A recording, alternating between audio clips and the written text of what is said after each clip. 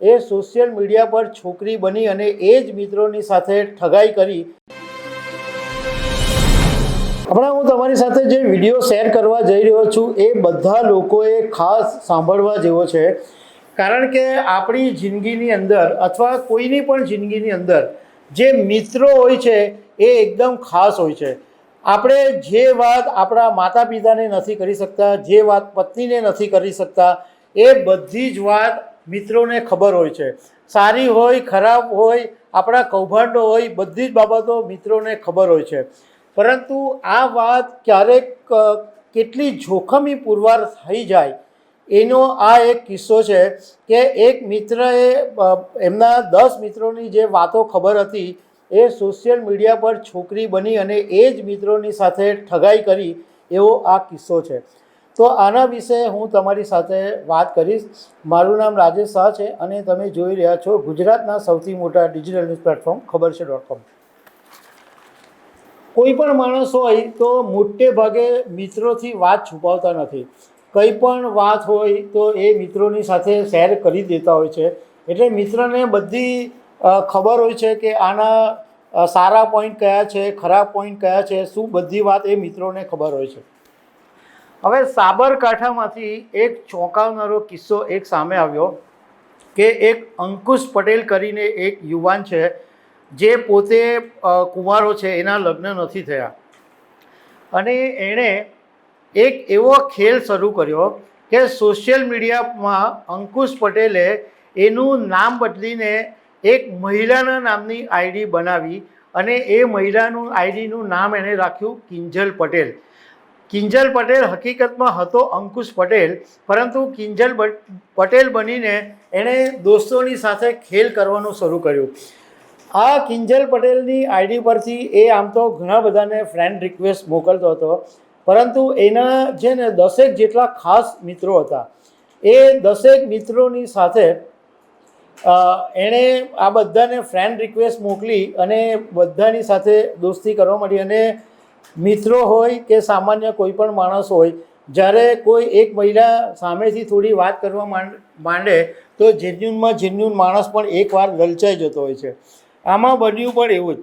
હવે એક મિત્રનું તો ત્યાં સુધી વાત થઈ ગઈ કે કિંજલ પટેલના નામથી એની સાથે એટલી બધી દોસ્તી કરી કે વોટ્સએપ નંબર બી આપી દીધો અને વોટ્સએપ નંબર ઉપર નકલી કિંજલ પટેલના ફોટા બી મોકલાવી દીધા અને ઘરમાં બધાની સાથે વાતચીત બી થઈ ગઈ અને એ યુવાન આ કિંજલ પટેલની સાથે લગ્ન કરવા માટે તૈયાર થઈ ગયો।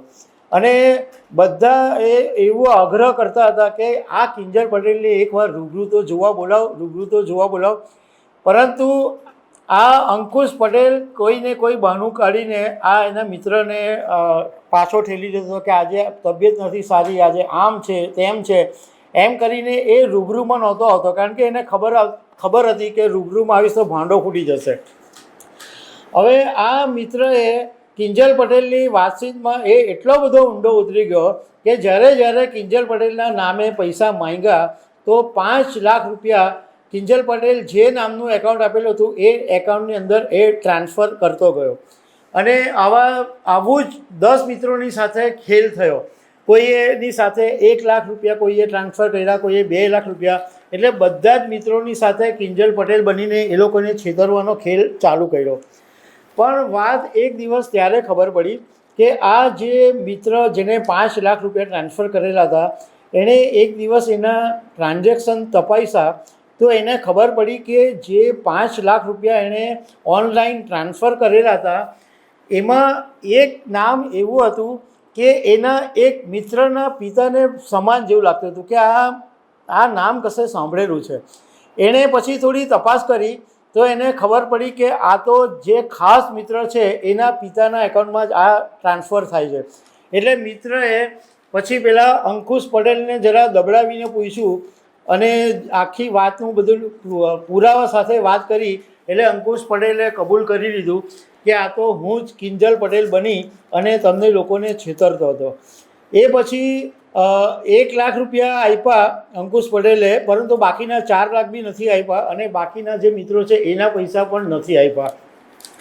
હવે આ જે મિત્ર છે એ પોલીસને ફરિયાદ કરી છે અને પોલીસ હવે તપાસ કરી રહી છે. તો પોલીસને આ તપાસની અંદર એક ઇન્ટરેસ્ટિંગ બાબત સામે આવી. પોલીસે એવું કીધું કે આ જે અંકુશ પટેલ હતો એ દુભાયેલો હતો, કારણ કે અગાઉ એને પણ આવી રીતના કોઈ સોશિયલ મીડિયા સાથે કોઈ છોકરી સાથે મિત્રતા થયેલી અને એ પાછળ એને પોતાનું મકાન ખુવાર કરી દીધેલું અને લગ્નના સપના જોતા એણે બહુ બધા રૂપિયા ખર્ચી કાઢેલા અને એને દેવું થઈ ગયું હતું. એટલે એને આ રસ્તો કાઢ્યો કે આ જ એક રસ્તો છે કે આ બહુ ઇઝી રસ્તો છે કે બધા મારા મિત્રોને જ હું ફ્રેન્ડ રિક્વેસ્ટ મોકલું અને એમની પાસેથી રૂપિયા પડાવી લઉં.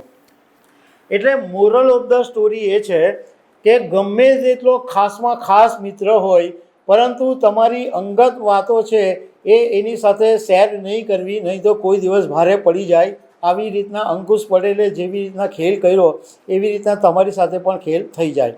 તો દર્શક મિત્રો, આવી અનેક વાતો સાથે અમે તમને મળતા રહીશું. Thank you very much.